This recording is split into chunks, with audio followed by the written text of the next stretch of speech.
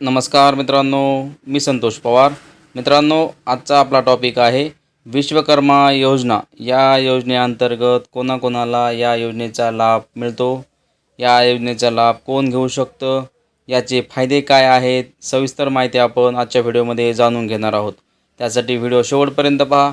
चॅनलवरती पहिल्यांदा आला असाल तर चॅनलला सबस्क्राईब करून ठेवा अशाच माहितीपूर्ण व्हिडिओ पाहण्यासाठी. आणि मित्रांनो, व्हिडिओ आवडल्यास लाईक करायला विसरू नका. चला तर आता व्हिडिओला सुरू करूया. काय आहे अपडेट, सविस्तर माहिती जाणून घेऊया. ही योजना भारत सरकारद्वारे अनेक फायदेशीर आणि कल्याणकारी योजना राबवल्या जात आहेत. त्यातील एक महत्त्वाची योजना म्हणजे प्रधानमंत्री विश्वकर्मा कौशल्य सन्मान योजना. या योजनेअंतर्गत केंद्र सरकार 18 पारंपरिक व्यवसाय करणाऱ्या कारागिरांना आर्थिक आणि कौशल्य विकास मदत कर.